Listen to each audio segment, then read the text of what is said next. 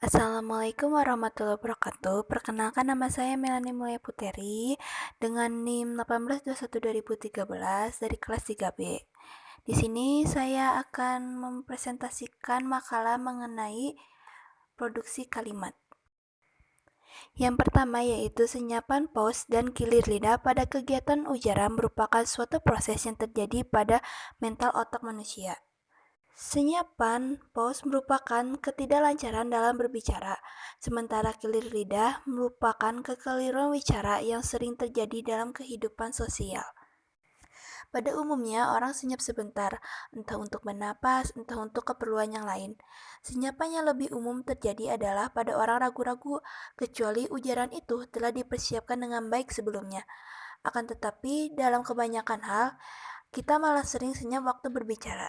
Ada beberapa macam senyapan. Yang pertama, orang senyap karena dia telah terlanjur mulai dengan ujarannya, tetapi sebenarnya dia belum siap untuk mencari ruh kalimat itu. Karena itu, dia senyap sejenak untuk mencari kata atau kata-kata untuk melanjutkan ujarannya. Lalu yang kedua, bisa juga kesenyapan seperti ini terjadi karena dia lupa akan kata-kata yang dia perlukan.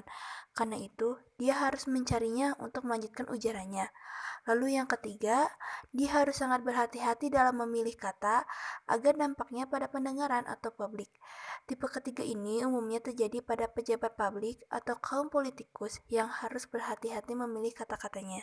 Selanjutnya, letak senyapan. Senyapan keraguan tidak terdapat di sembarang tempat, akan tetapi di mana persisnya belum ada kesepakatan yang mantap di antara para ahli. Tampaknya ada tempat-tempat di mana para ahli sepakat. Menurut Clark dan Clark pada tahun 1977, yakni yang pertama jeda gramatikal. Senyapan seperti ini cenderung lama dan sering. Senyapan seperti ini adalah logis karena senyapan ini dipakai pula untuk bernapas. Yang kedua, batas konstituen yang alin. Perencanaan seperti ini tentunya memerlukan waktu dan karena itulah senyapan muncul. Senyapan di sini umumnya berupa senyapan terisi. Lalu yang ketiga, sebelum kata utama pertama dalam konstituen. Setelah kerangka terbentuk, maka konstituen harus diisi dengan kata-kata. Yang selanjutnya yaitu kilir lidah. Nah, kilir lidah adalah suatu fenomena dalam produksi ujaran di mana pembicaranya terkilir lidahnya, sehingga kata-kata yang diproduksi bukanlah kata-kata yang dimaksudkan. Nah, pada kilir lidah ini memiliki macam-macam, yaitu yang pertama, kekeliruan selektif. Pada tipe selektif semantik yang keliru, yang sering juga disebut sebagai Freudian slips, orang meretrop kata yang ternyata bukan yang diinginkan. Kekeliruan seperti ini bukan acak sifatnya, tetapi ada alasannya. Lalu yang kedua yaitu kekeliruan assembling. Nah, kekeliruan assembling adalah bentuk kekeliruan di mana kata-kata yang dipilih sudah benar, tetapi assemblingnya keliru. Salah satu kekeliruan ini adalah apa yang dinamakannya transposisi.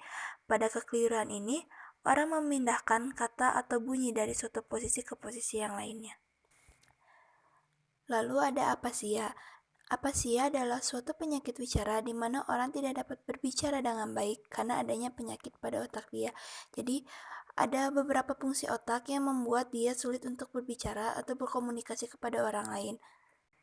Pada kilir lidah memiliki beberapa unit, yaitu yang pertama, fitur distintif. Kilir lidah yang uniknya adalah fitur distintif, terjadi bila yang terkilir bukannya suatu fonem, tetapi hanya fitur distintif dari fonem itu saja. Lalu yang kedua ada segmen fonetik. Kekeliruan segmen fonetik merupakan kekeliruan yang paling umum ia dapatkan mencapai 60-90% menurut Mayer 200. Suatu hal terjadi dari kekeliruan seperti ini adalah implikasinya terhadap sistem penyimpanan kata. Kalau kata tersimpan dalam memori, kita secara utuh mengapa dapat terjadi kekeliruan seperti ini? Lalu yang ketiga, kekeliruan suku kata. Tidak mustahil pula bahwa kekeliruan terjadi pada suku kata. Dalam hal ini, hampir selalu yang tertukar itu adalah konsonan pertama dari suatu suku dengan konsonan pertama dari suku lainnya. Lalu yang keempat yaitu kata. Kekeliruan ini terjadi bila yang tertukar tempat adalah kata. Lalu selanjutnya yaitu lupa-lupa ingat dan latah.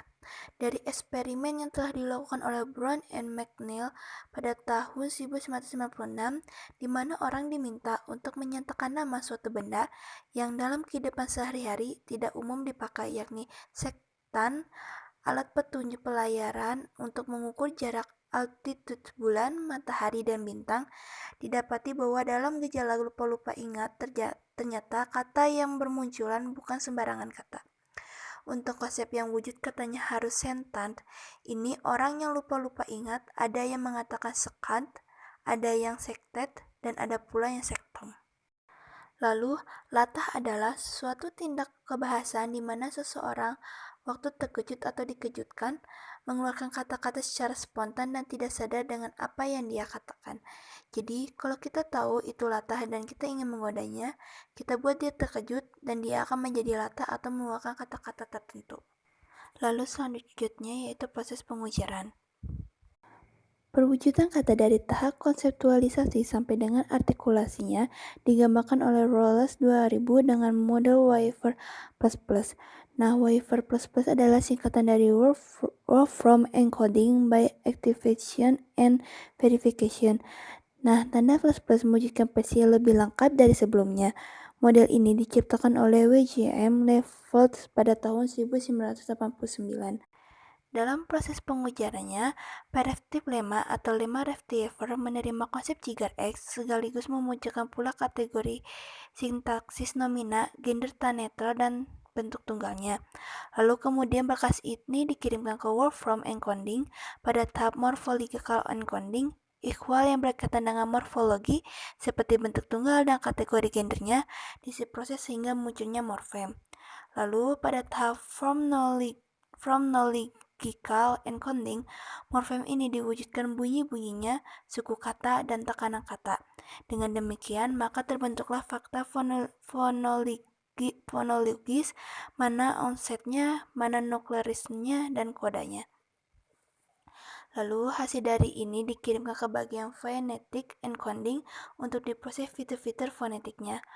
Lalu yang terakhir yaitu hasil dari itu dikirimkan ke program artikulasi. Lalu bagaimana kekeliruan itu terjadi?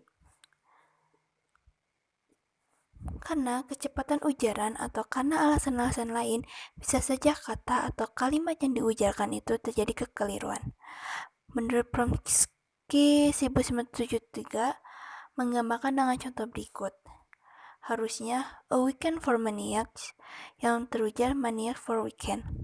Nah, langkah-langkahnya itu pembicara memutuskan untuk membuat sebuah konstituen yang merujuk ke waktu. Kemudian pembicara membangun kerangka sintaksis untuk konstituen ini. Selanjutnya, pembicara kemudian mengakses bentuk leksikal yang dia perlukan, yakni weekend dan maniak untuk dimasukkan dalam kolom nomina. Tetapi dia keliru dan memasukkannya ke dalam kolom yang salah. Yang harusnya diisi dengan weekend, dia isi dengan maniak. Yang seharusnya dengan maniak, dia isi dengan weekend. Lalu, pembicaraan mewujudkan kata-kata dalam bentuk bunyi afiks dan tekanannya. Dan yang terakhir, masing-masing kata dispesifikasikan sesuai dengan fitur distinktif masing-masing. Sekian pemaparan materi dari saya. Wabillahi taufiq wal hidayah. Wassalamualaikum warahmatullahi wabarakatuh.